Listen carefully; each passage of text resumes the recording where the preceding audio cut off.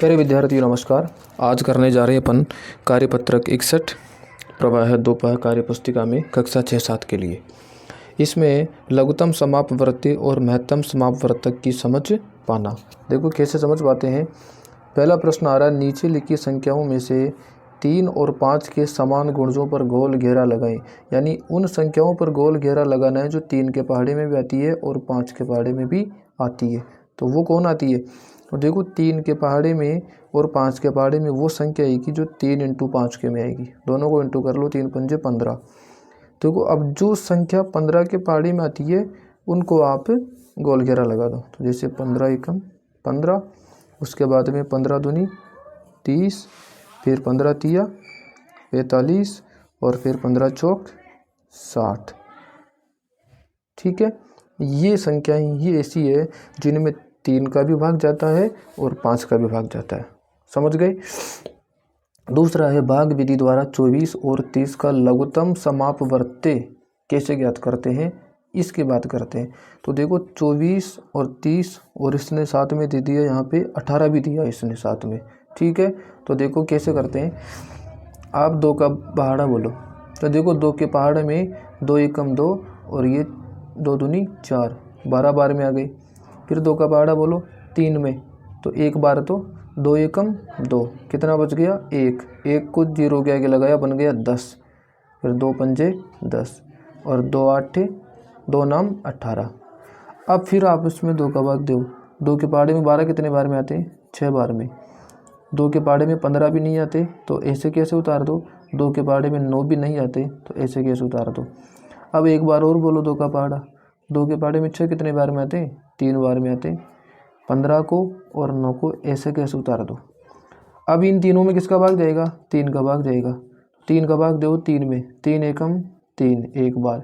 फिर 3 का भाग दो 15 में, तो 3 के पहाड़े में 5 बार में आते हैं। 15 3 पंजे 15 और 3 तिया 9। फिर 3 का भाग दो, तो 1 तो ऐसे कैसे, ये 5 में तो जाता ही नहीं 3 का भाग और 3 में जाएगा 1 बार। फिर 5 का दे लो, तो 1 और 5 में भाग चला जाएगा 1 बार और यहाँ पर बच गया 1। अब आप यहाँ पर लिखो, ये 2 तो इन्होंने लिख दिया ऊपर वाला, तो आगे क्या है 1 2 बार तो 2 है, तो ये 2 × 2 और 2 बार ही 3 है, तो ये 3 × 3 और 1 बार 5 है, तो ये आ गया 5। समझ गए। अब इनको गुणा करोगे ना तो आराम से यही आएगा। कैसे?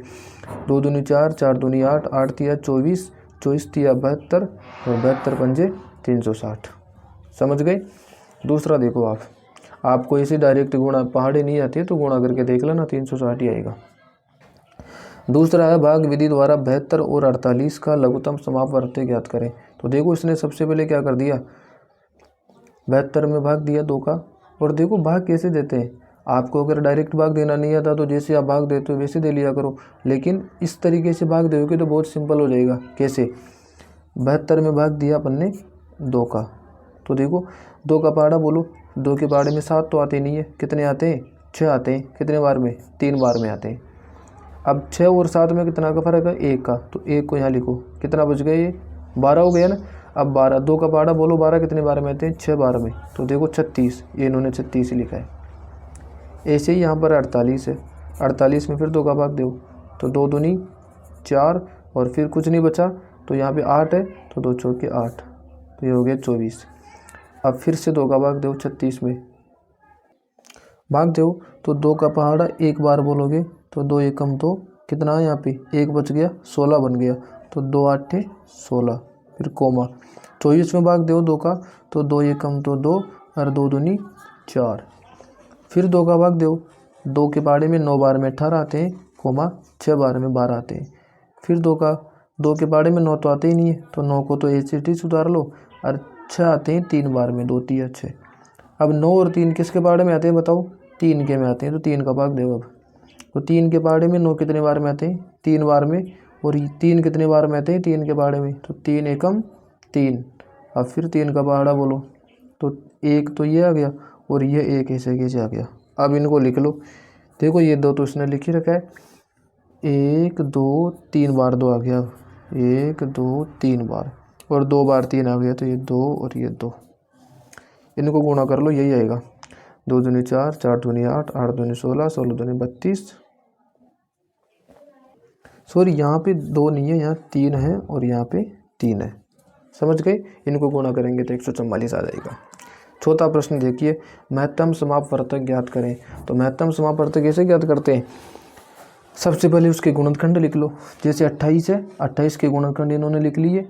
किस किस के पहाड़े में 28 आते हैं, फिर 24 किस किस के पहाड़े में आता है। फिर क्या देखते हैं, फिर अब जो दोनों में कॉमन होता है, जैसे 2 इसमें भी है, 2 इसमें भी है, 4 इसमें भी है, इसमें भी है, और कुछ भी नहीं है, तो बस 2 को और 4 को गुणा कर दो, 8 आ जाएगा। अब देखो इधर 35 का, बताओ 35 किसके पहाड़े में आते हैं? 35 1 के पहाड़े में आते हैं, 35 5 के पहाड़े में, 35 7 के पहाड़े में, और उसके बाद में बस 35 खुद के पहाड़े में आते हैं। 21 1 के पहाड़े में भी आते हैं, 3 के पहाड़े में आते हैं, फिर उसके बाद में 7 के पहाड़े में आते हैं, और बस 21 के पहाड़े में आते हैं। तो देखो यहाँ पर खाली अपने पास में 7 ही है, तो 7 ही लिख दो आप। ठीक है, 1 से तो कोई मतलब ही नहीं है, क्योंकि अरे 1 को भी लिखो तो लिख दो, क्योंकि 1 × 7 का मतलब कितना हो गया? 7। अब 40 का लिखो। देखो 40 1 के पहाड़े में आते हैं, 2 के पहाड़े में आते हैं, 4 के में आते हैं, उसके बाद में आते हैं अपने पास में 5 के में, 8 के में, 10 के में, 20 के में, ठीक है, और फिर डायरेक्ट 40 के में। 18 किसके में आते हैं? 18 1 के में आते हैं, 2 के में आते हैं, 3 के में भी आते हैं, फिर डायरेक्ट 6 के में आते हैं, फिर 9 में आते हैं, और फिर 18 में आते हैं। अब बताओ इनमें क्या क्या कॉमन आ रहा है? देखो इसमें एक तो आ रहा है 2, तो 1 तो लिख दो आप यहाँ पे 2, 1 का तो कोई मतलब ही नहीं है। यहाँ पे 4 5 है, 8, और कोई भी कॉमन नहीं आ रहा, तो इसका महत्तम समापवर्तक हो जाएगा 2 ही हो जाएगा बस। यहाँ पर 48 देखो, 48 किसके में आते हैं? 48 1 के में आते हैं, 2 के में आते हैं, 3 में, 4 में, 6 में, 8 के में भी आते हैं, फिर 9 में नहीं आते, 10 में नहीं आते, 11 12 में आते हैं, फिर 16 के में आते हैं, फिर 24 के में आते हैं, और फिर डायरेक्ट 48 में आते हैं। 32 देखो 1 के में आते हैं, 2 के में आते हैं, 4 में, फिर हो जाएगा 32 का आगे 32 8 के पहाड़े में आते हैं, 8 के बाद में फिर 9 10 11 12 13 14 15 16 के में आते हैं, और 16 के बाद डायरेक्ट 32 में ही आते हैं। अब देखो आप इसमें, एक तो 1 यहाँ पे 2, 1 यहाँ पे 4, 1 यहाँ पे 8, 1 यहाँ पे 16, बस इनको कर लो गुणा। तो ये 2 × 4 × 8, 2 चौक के 8 और 8 8 64, तो इनका महत्तम समापवर्तक हो गया 64।